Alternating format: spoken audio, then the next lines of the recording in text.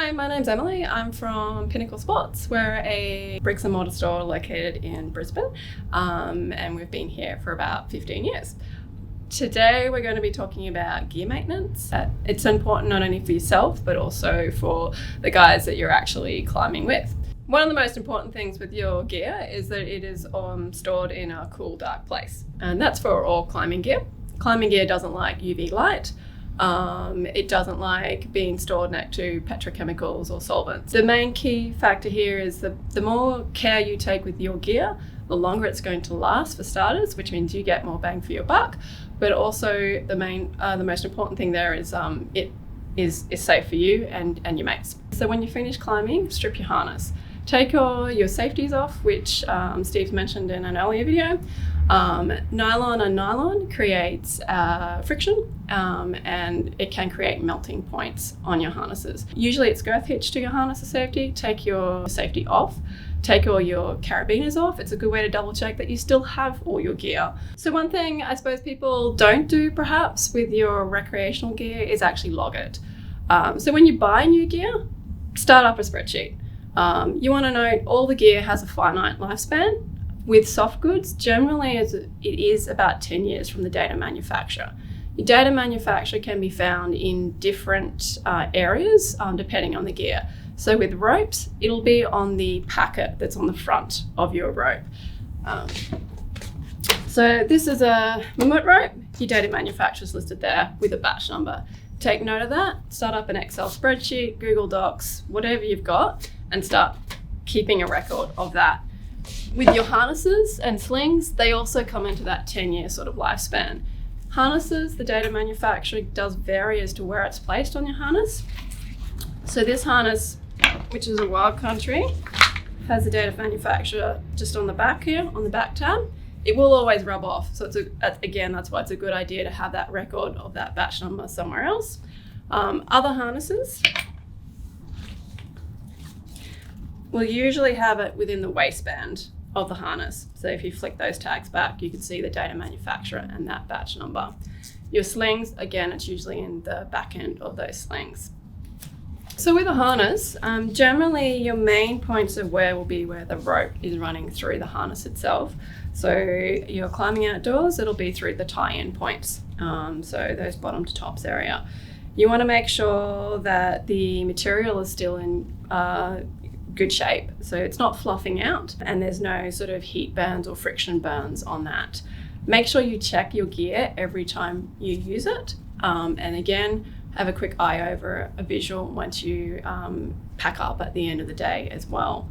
The other things with your harnesses is your buckles. So any rust on the buckles is not a great thing. So if you're starting to get that or the alloy coating is flaking off, make a decision as to whether you're going to continue using that harness or not. They're probably the main wear points on your harnesses. On your ropes, what you're looking out for is the structural integrity of the rope. So again, you don't want fluffy sections appearing on your ropes. If that happens, then it's time to assess where it is on your rope. And if it is if you've got a flat spot in your rope, chop the rope. In that section, the other length, depending on the length of your rope, might be usable. I have a rope here that has got core exposure on it. So the core is where the strength of your rope is actually in. And in this particular instance, we are going to have to destroy this section of the rope. This section, so we can actually see the core is the white section in the rope. That's a lot of core exposure. So this rope is unsafe to use. What we've done here is tied an alpine butterfly to isolate that section of the rope. The other thing with your rope is you want to make sure that it's structurally sound. So a rope that's structurally sound should actually hold its shape.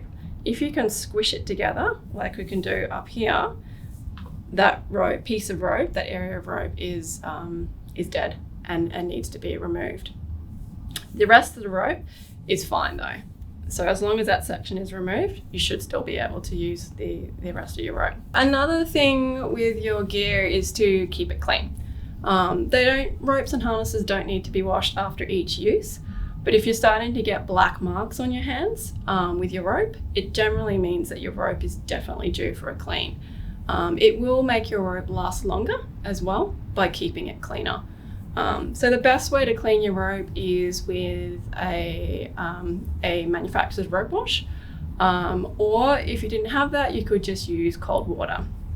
If you are going to wash your rope, you can use a machine. If you are going to use a washing machine, treat it as a gentle item, so stick it on the lightest cycle possible, and make sure you dry it in the shade.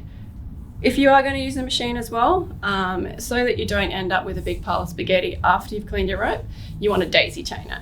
So to do that, just tie like a quick overhand in the end of your rope, and if you can crochet, you can chain your rope. So you're just basically passing it up through itself. And when you get to the other end, tie another knot in it. With the daisy chain, once your rope is dry, you just pull the correct end and it will all come undone. And then your rope is ready to use again. Once you've washed your rope, make sure you do dry it in the shade. If you are in a hurry, you could put a cool fan on it. You can climb on a wet rope, so it's not recommended to do it. Obviously, if you get stuck out on a cliff and a thunderstorm comes over, keep climbing and get off, get somewhere safe. But you want to make sure that your rope, after you wash your rope, that your rope is completely dry before you use it again.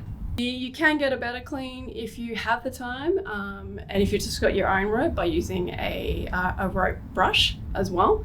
If your rope is extremely, really dirty, that's you'll get a better clean. It does take a bit longer though. The other thing you can do with your ropes is to make sure you've always got a middle marker. If it does fade or wear out, you can reapply that marker again. Just make sure you use a manufacturer's rope marker, either a pen, or you can get a Pacific ink for that. Don't use a Nico pen on it. The chemicals on that will eat your rope, which is essentially your safety equipment. So just make sure you use the correct gear for that. So with hardware, so that's your like quick draw clip gates, mullion screw gates. There's not a definitive time frame on that. So soft goods, obviously you've got your 10 years from date of manufacturer.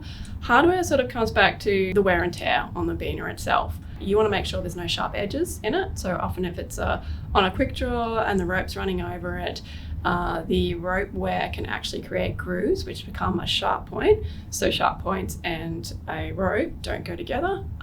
It comes like a knife. So if it does get to that point, your carabiner will need to be retired. The other thing to make sure is that your carabiner actually shuts. So eventually the spring action will go, or the O-ring on the carabiner will go, like this one. It's actually not really shutting, it's just spinning. So at that point in time, if that's happening, you could try and use like a graphite or a cam lube on it. That may fix a problem if the gate's like super stiff and not shutting properly. But if it's spinning like this beaner's actually been retired, because eventually it will get stuck shut. In summary, if you're not sure about the gear, you don't know the history of the gear, you're better off just leaving it or retiring it. The gear, your life is on this gear, your mate's life is on this gear.